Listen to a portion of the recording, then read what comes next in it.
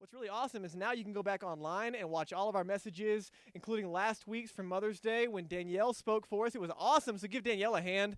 It was so good. If you didn't get a chance, check it out. Now, I showed you that video because I think it's hilarious and I love Jim Carrey, but also because it's funny but true at the same time.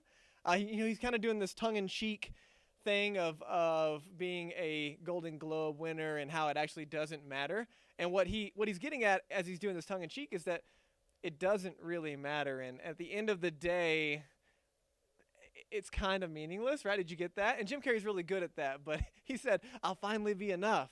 I'll finally have enough. And we realize that this life is temporary. And at the end of the day, the culture around us, what's ironic is we do promote these things that really won't matter at the end of the day. And we talk a lot about living with the end in mind and trying to say, okay, what's going to matter the most at the end of our days? And Jim Carrey clearly has some perspective on these things not carrying as much weight as maybe the world around us gives them. And so today we're talking in the book of James. James is Jesus' little brother. He didn't start out being a follower of Jesus. In fact, he thought his brother was crazy, becomes a follower of Jesus after the resurrection, after Jesus comes back from the dead. And so we're now reading a letter from James. And so we're in this series for roughly 3.5 months as we walk through this letter. And so lots of really cool stuff. One of the benefits of doing it like we're doing it right now is, one, it teaches us how to read the Bible for what it is. Rather than picking and choosing, if you want to, you can make the Bible say anything you want it to say if you pick and choose and cut and paste. But that's not the goal. What we're going to do is walk straight through the book of James, and whatever's in there we got to deal with. And so today we're going to talk about a little bit bigger picture of identity and achievement. And our culture says that your identity is something that you achieve. And so maybe you walked in, and I don't know where you came in today, but maybe you've been told, or you walked in feeling like your net worth determines your self-worth. That's a part of the pursuit of the world we live in. Or maybe your status in the world around you determines your significance, whether it be in the workplace that you're in or in school, or how many likes and follows you have on Instagram, whatever it might be. Your status determines your significance, or your appearance determines your influence, or your position might determine your purpose, or maybe your career determines your capacity, or maybe your clothing determines your coolness. I'm not probably very cool for saying that, but I ran out of alliteration ideas, and so that's as far as I got, okay? But as we're having this conversation, Danielle touched on it last week. As she opened up the conversation, she was asking the question, have you ever been in a place where you wonder, is what I'm doing, does it even matter? Is this life that I'm living, does it even matter? Do I even matter? Do I have enough stuff? Am I enough? We have these probing questions where we're trying to make this life count. And depending on what side of this conversation you're on, if you're fulfilling some of those questions by filling your life with busyness and stuff, then maybe you can feel in the moment like you have enough. But then we have someone like Jim Carrey who comes along and gives us a perspective outside of ourselves, someone who's in the world that our social media and all of the big wigs, they promote. He's saying, hey, this is actually not as valuable as we give it credit for. And so as we have our conversation today in the book of James, James is writing to an audience that has a similar feeling of, do I even matter? And is what I'm doing, does it even matter? James is writing to some Christians who have been dispersed. And so they're not at home anymore, right? They're foreigners in a land experiencing similar pressures. And so they're scattered in a foreign place, and they're likely experiencing a socioeconomic pressure similar to maybe what we feel. They're out of place. They're unpopular. Some of them are poor. They're marginalized. And so even we get the idea as you read the letter that there are some who are poor, most that would be poor in this group that he's writing to, but then some who are maybe a little better off because he writes to the rich and to the poor. But in this context, we get that they're definitely in a place of socioeconomic displacement. Right? They don't feel like they are enough. They don't feel significant. And James kicks off the letter by talking about trials. And so if you want to go back and watch that first sermon, we talked about James kicking off this conversation of hey, you're in a trial, and life is hard, and life is sometimes hard, but God is always good. And now he moves to a specific conversation around trials of really the socioeconomic conversation of value and self-worth and money and status. And so I want you to know James understands the pressure that we are constantly under when it comes to the world that we live in, of what it means to be significant. And we live in a world that says you are significant based on what you achieve or what you perform or what you do or where you work or who you know or where you are on that status. And so for James, you have to understand that because he's not a follower of Jesus until later in his life, it's a pretty radical shift. He goes from not believing Jesus is God to Jesus becoming his Lord, his master, the CEO of his life, the one who calls all the shots and is telling him how to live his life and what to value and how to value what's important. And so when James is going to write, he's not writing with his opinion towards these dispersed Christians who are under trial and pressure, right? He's going to think back and remember his big brother Jesus and what he taught. And I think this is one of the things he probably would have remembered. Knowing that they're experiencing some poverty and displacement, he would have remembered Jesus' words from Matthew 6. No one can serve two masters, because you're going to hate one and love the other. You're going to be devoted to one, despise the other. You can't serve both God and be enslaved to money. Now, that word money, when we hear it, we think, a couple of Benjamins, and that's about as far as it goes. Now you have Bitcoin, so you have that. You can, get a little bit more. But, right, this word is actually mammon is the word that's coming from the Greek, and it's a way bigger word than a dollar bill. I want you to think material possessions. I want you to think stuff. I want you to think the pleasure and comfort associated with stuff. And so it's not just the pursuit of what's in your bank account, right? Because there's nothing wrong with money. Money is amoral on its own, right? And so I don't want you to get lost in this conversation and think it's going to be a downplaying the rich or hating on money. That's not what this is about. Jesus is saying our attention can't be divided. We can't faithfully say that we belong to God and give our attention there while also diving in and being obsessed with this achievement-centered goal that we're constantly under pressure on. Now, here's the reality. Some of you are Christians in the room, and you still feel this pressure, and some of you are not, and you understand this pressure. And so regardless of where you are, this conversation is very, very relevant. Now, he's going to talk today to the poor and to the rich. And when we use those words, I want you to hear lowly, which is what the word's going to be translated from poor, lowly and exalted, or popular and unpopular. I want you to think bigger than just what's in your bank account. And we live in America, and so even our understanding of poverty is very, very limited. Not that it doesn't exist in our country, and we're not even having that conversation right now, right? We know it's there, but just given the scenario of the world, we live in a very privileged nation. And so I want you to hear lowly and rich or exalted, popular, unpopular, not just limited to money, okay? Now, in this conversation, he is going to reference flowers. He's going to reference the sun coming out and flowers fading away. And so to get our hearts on the same page, I want to just share a quick story. I was on Pearl Street earlier this week. How many of you guys were around when all the tulips started to bloom?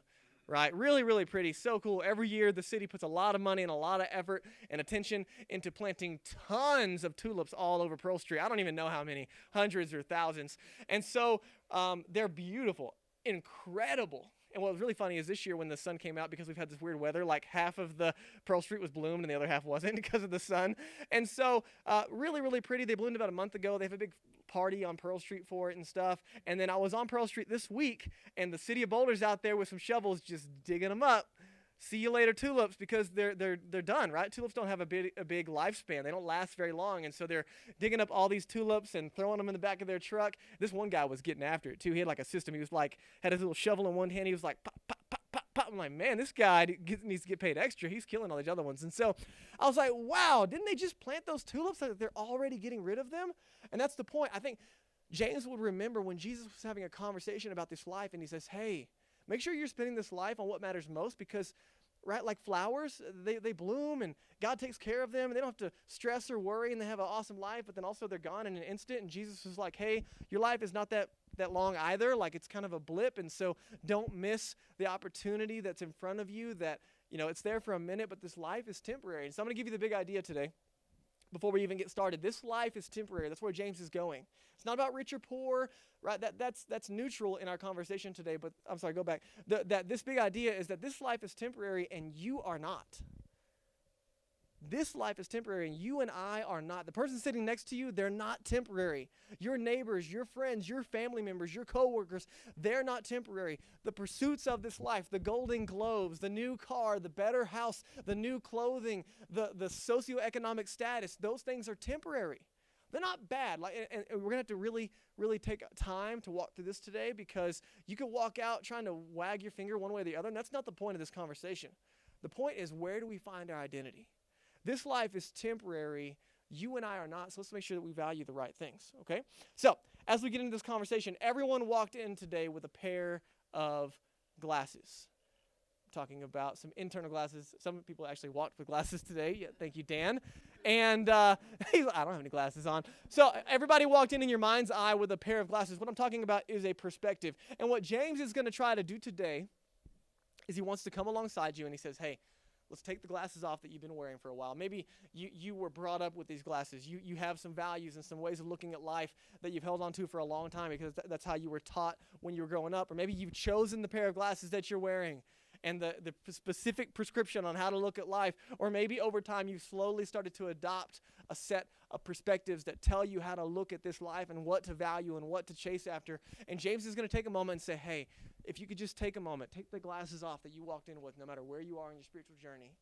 And if you could just put God's glasses on for a minute, if you could just see what God sees, I believe things will change for you and I. Here's where we're going. In this conversation, if I can see myself as God sees me, then I'll have the right perspective to give the right attention to the right things in the life around me.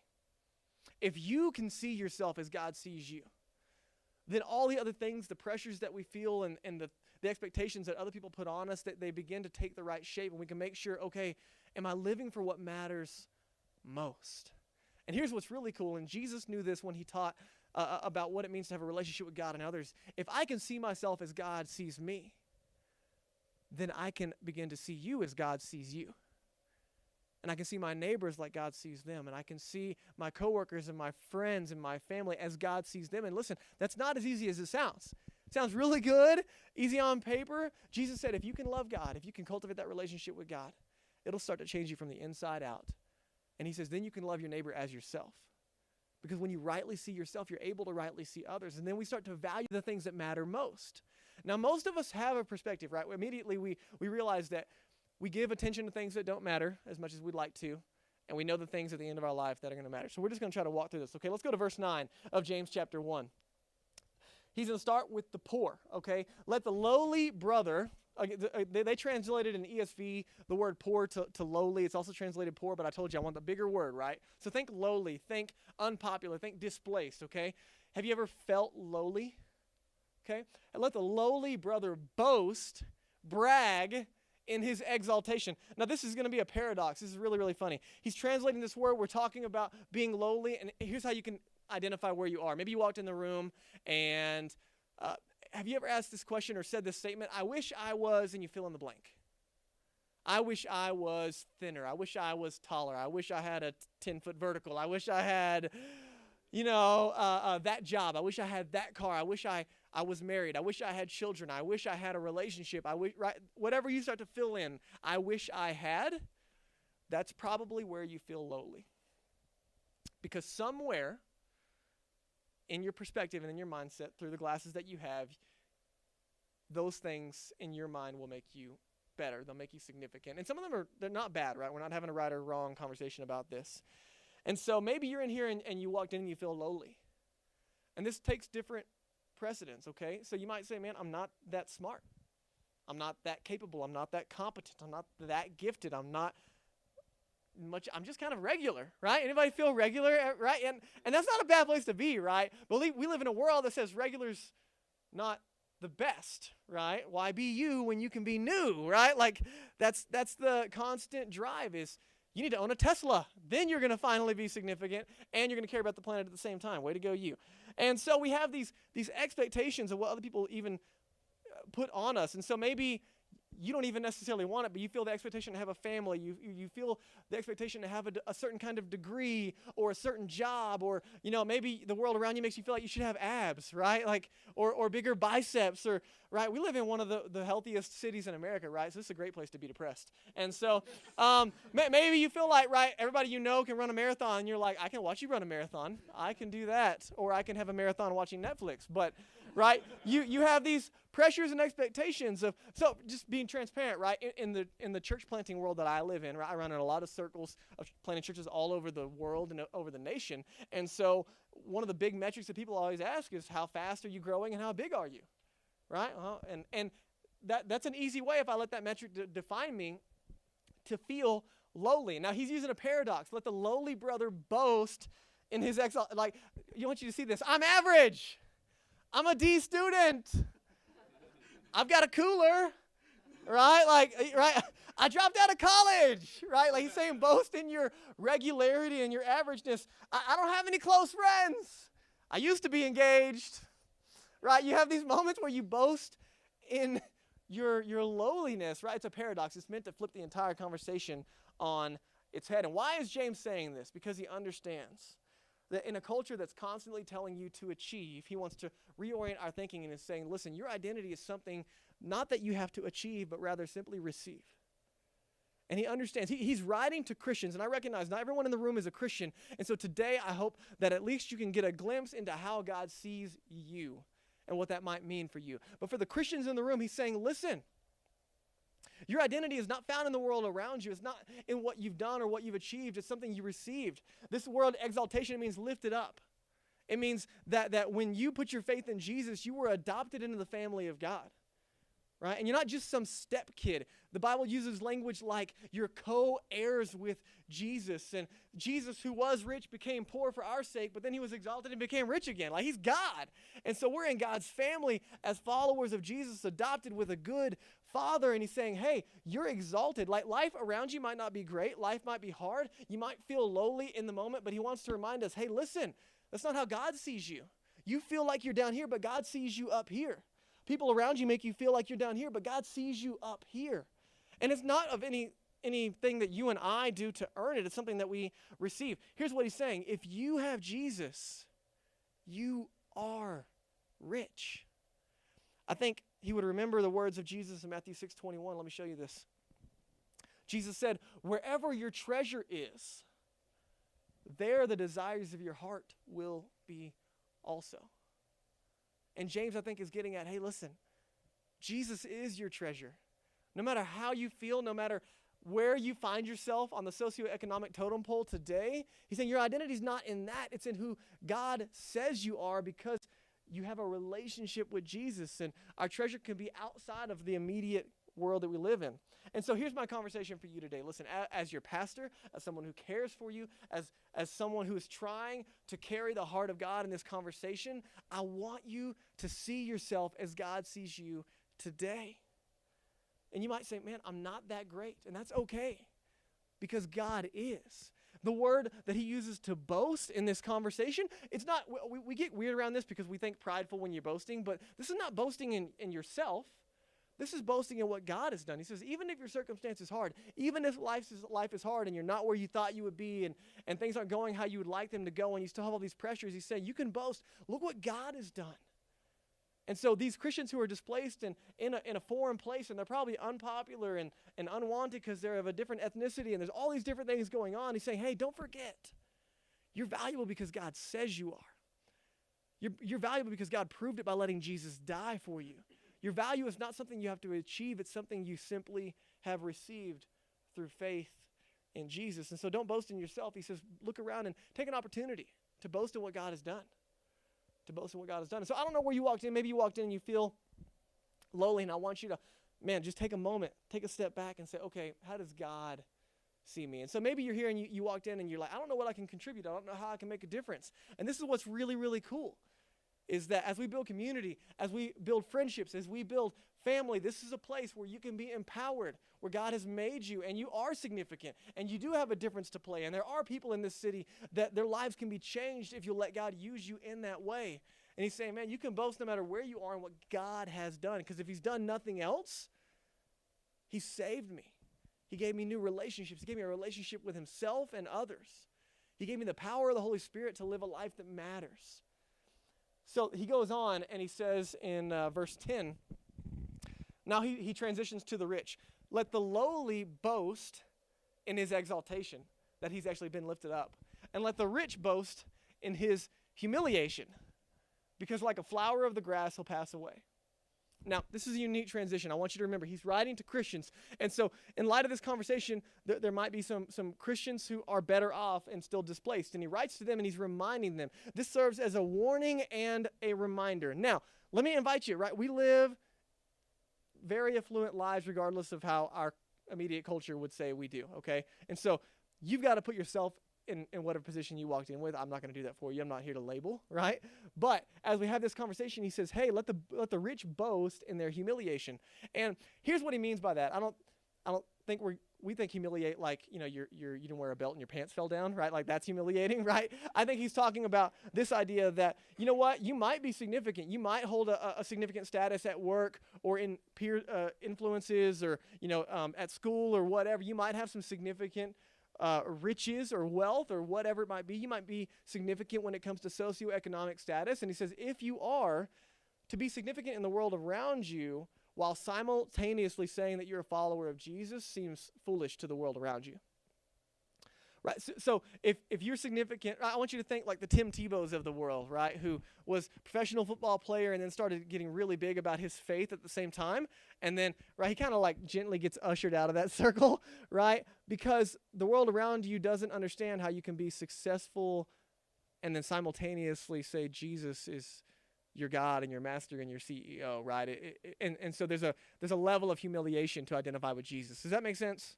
Right? And so it is a little humbling, right? Because people are going to have all these weird, you're just not very intelligent if you have to believe in God. And we realize it's bigger than that. Who's the other guy that from Jurassic Park? What's that guy's name?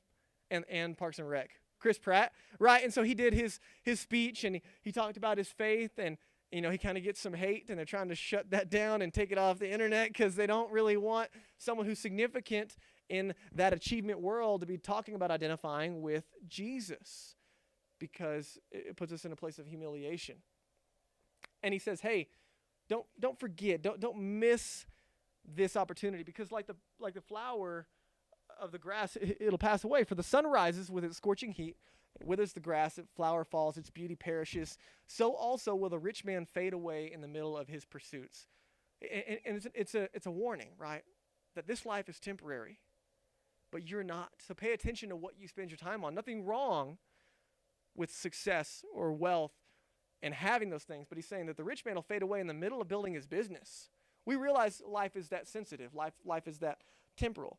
And so we live in a world that tends to value this external identity. We want to go from a nobody to a somebody, right? And this changes, I think, to different degrees, but there's different things that we find value in. We want to go from lowly to exalted, and we constantly are pressured to buy things and pursue things and get in crowds that elevate our position, right? And there's different ways, and we'll talk about that in a minute. Here's the reality. Money can buy you a lot of status, right? I mean, the reality is money really can buy you a lot of things. It can even make you prettier if you want it to, right? I mean, the world we live in, money is power, and money can really elevate your status. And so let me give you an example. When I was in high school, it's just painful to bring up, but I'll do it for you, okay? So I started to figure out that there was cooler clothes than other clothes, right? And so you go from your mom dressing you to figuring out that you can dress yourself, right? And so I started shopping from Old Navy, and then I figured out there's this place called Hollister, right? And you're like, oh, okay. And you go in, you're like, whoa, those are some expensive jeans with holes already put in them. That's impressive. And so I remember, I think my freshman year, I discovered Hollister for the first time, and I was like, Mom. And she was like, okay. Right, because she's awesome. And so I go, and I overnight, over the weekend, I go to Hollister, and I buy my first pair of really cool Hollister jeans that are all tore up, and I buy my first pink shirt, which, at that time was a big deal, right? Pink was the new black, but no one knew it yet, right? And so to wear a pink shirt could get you beat up, but maybe not. It depended on, what day it was. And so I show up I remember it vividly, at school on a Monday, complete new wardrobe, pink shirt, and I was skinny as a bean, even skinnier, and I still short, I think, too. So, I've got these cool jeans, and I'm wearing flip-flops because that's what you did, even though I never wore flip-flops, right? So everybody's like, what happened to you, right? And so I got my cool shirt, and then I remember distinctly one of the girls that wasn't really in my friend circle, but she was nice to me sometimes, gave me a compliment about my outfit, and I'm like, okay.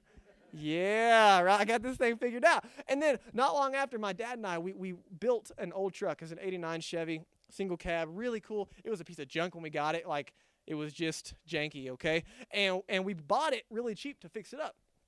My dad's awesome, knows how to do all of that. And I mean, it was the most beautiful truck ever, guys. It was this blue, shiny, metallic color, had 20-inch wheels on it, 12-inch subs. It was so stinking cool. It was so cool it got stolen 3 times, okay? That's how you know your stuff is cool, is when it gets stolen all the time.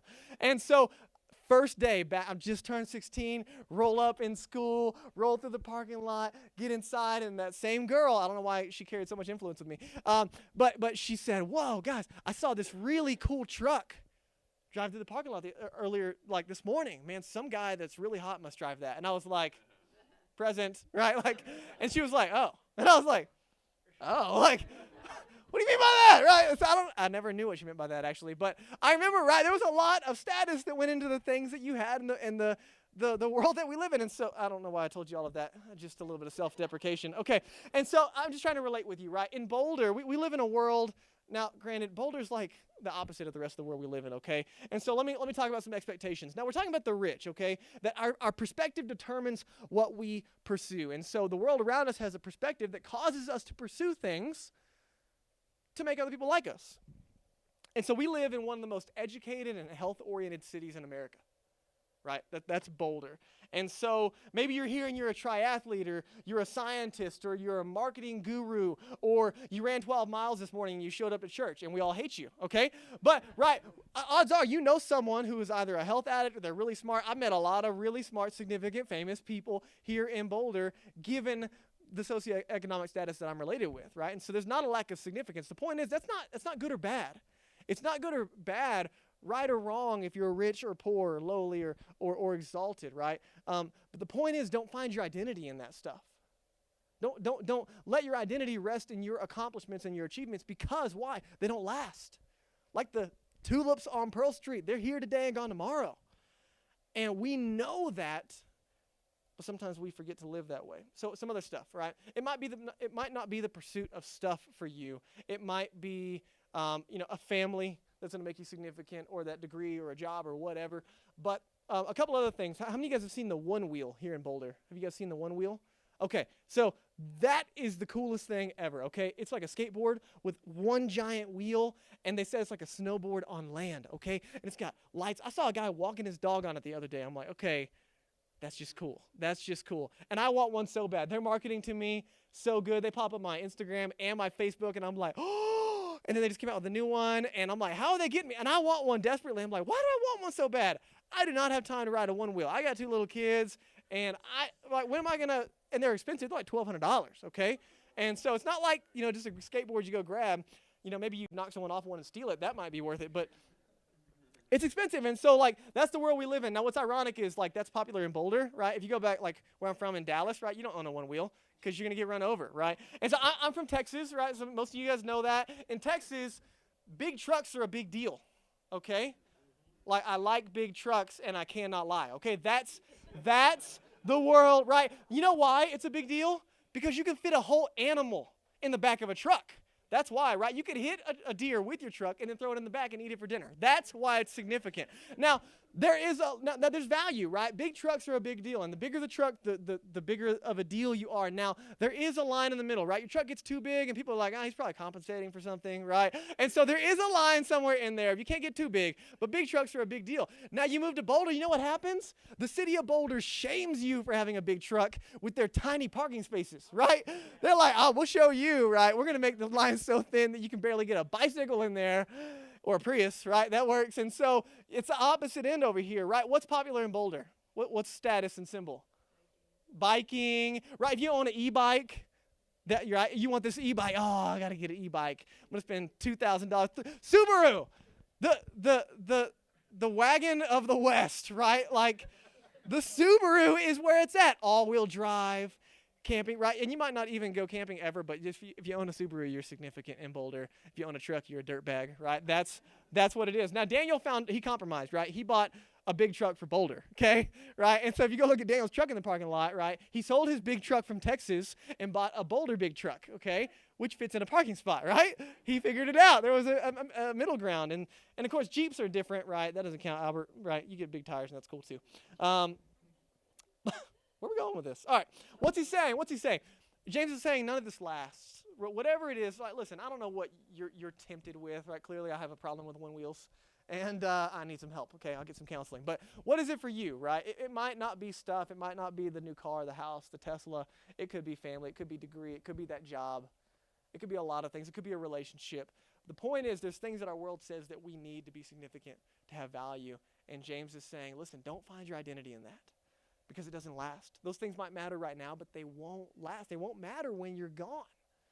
Our perspective determines our pursuits. Now, let me show you the last part. We're going to fast forward just a little bit. Next week, we're going to go into the in-between verses, but right now we're going to go to verse 16 because he ends with this summary. He says, don't be misled. Don't be confused. Don't miss the fact that you might have the wrong glasses on. Right? Don't get stuck seeing with the wrong lenses. This conversation has not been about money. If you think it's been about money, you've already missed a big part of it, because it's far more about identity than it is about money. It's not about being rich or poor. It's about this one question: do I have a relationship with God or not? Listen, my relationship with God, whether lowly or exalted, rich or poor, popular or unpopular, determines, dictates, and changes everything. James's primary concern is no matter where you find yourself today, make sure your identity is in God, because it's his opinion that ultimately matters. It's a relationship with him that ultimately matters. Now watch this. He says, whatever is good. Odds are, if you took just a moment, right? We live in a culture, ironically, that wants to celebrate gratitude often, right? And so if you took a moment and just looked at what you do have, there's things to be grateful for, even when life is hard, right? Whatever is good and perfect, it's a gift coming down from us, to us from God our Father, who created all the lights in heaven. He never changes, and he never casts a shifting shadow. He's saying, listen, don't be misled, don't be confused on what we're talking about, what's most important. He says, every good gift is from God. And this is the key to staying humble. Rich or poor, this is the key to keep you from shaking your fist at God when life is hard. This is the key to making sure that you stay humble when life is going really well. He says everything good is from God. All of our boasting can come from God. It's about how good God is. And so I can just brag on, look what God has done, no matter where I find myself, good, bad, neutral. He said it's all from God. Every good thing is from God. And here's the cool thing is that when I have a right relationship with God, all that I have falls into the perspective that it's for the glory of God and the good of others. So if I'm rich, it's not about me. And if I'm poor, it's not about me. If I'm popular, it's not about me. And if I'm unpopular, it's still not about me. Right? And we see that God's not looking at how much you give. Right? It's not, Danielle said it last week, it's not the amount, but whether or not it's a sacrifice.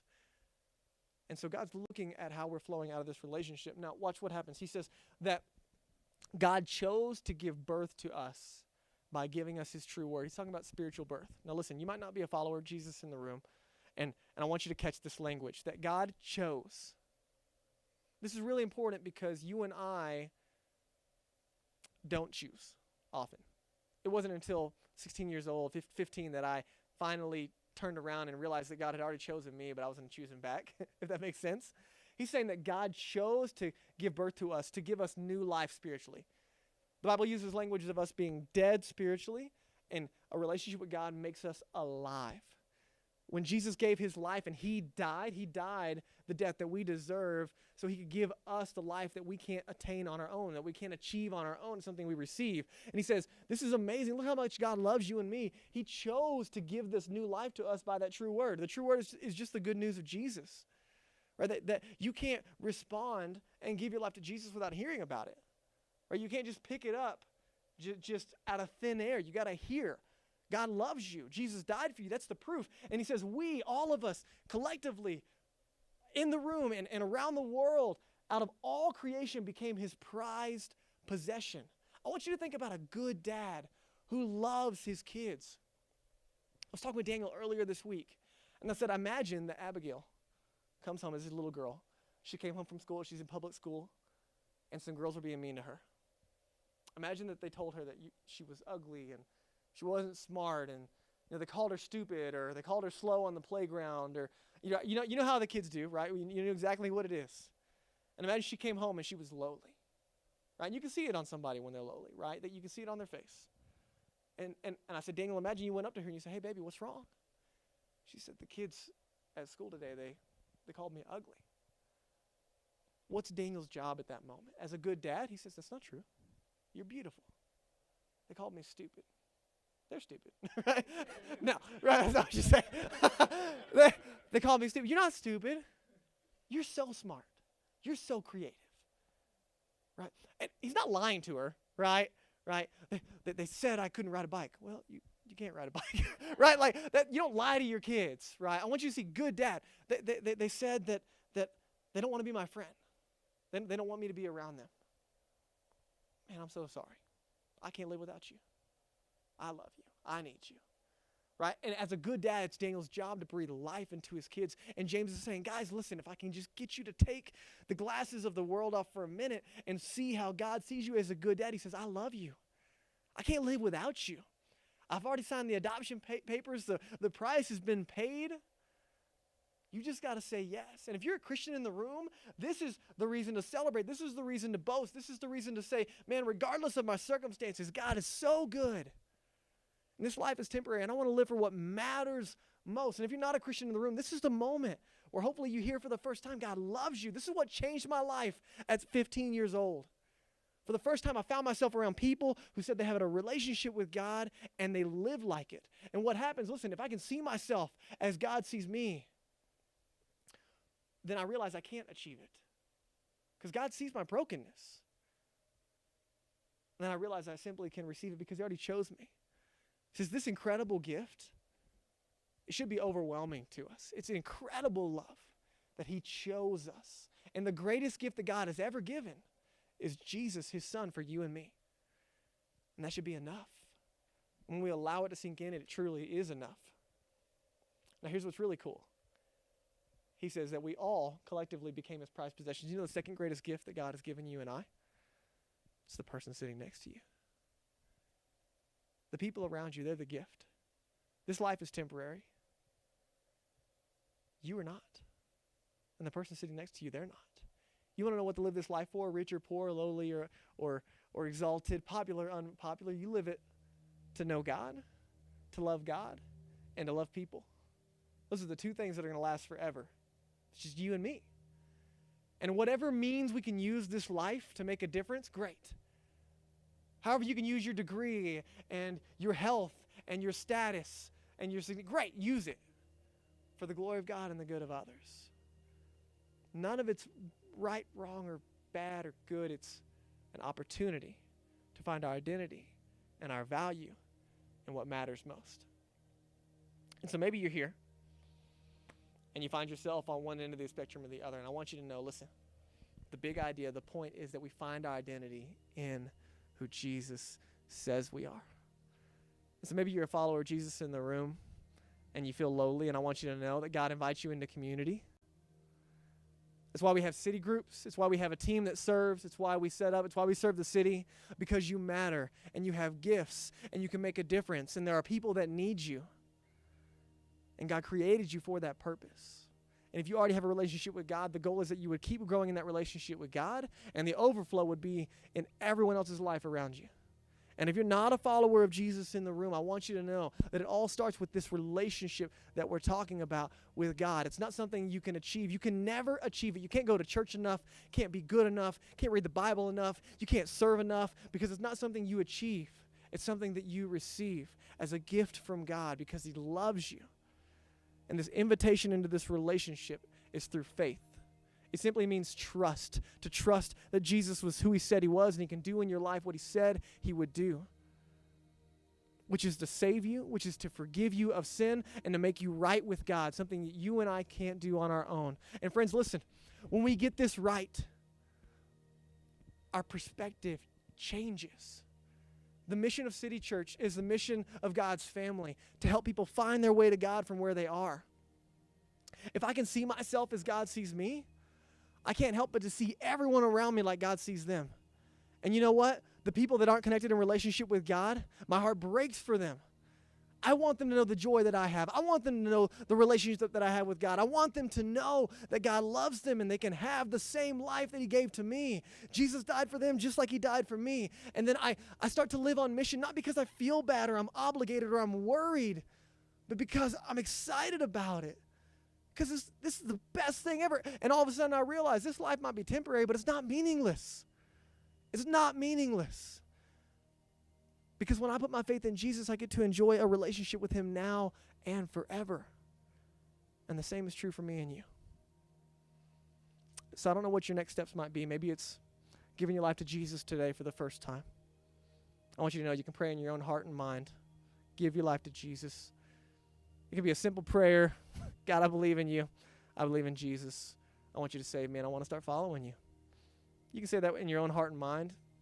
Start that relationship right now. Maybe you're a Christian in the room and you need to take some next steps. Maybe you've been undervaluing yourself and you've been looking at yourself with glasses that were slightly dimmed, and you need to take some next steps. You need to be bold and join a group. You need to join a team and start serving and using your gifts. Start serving the city with us, whatever it might be. Let me pray for you.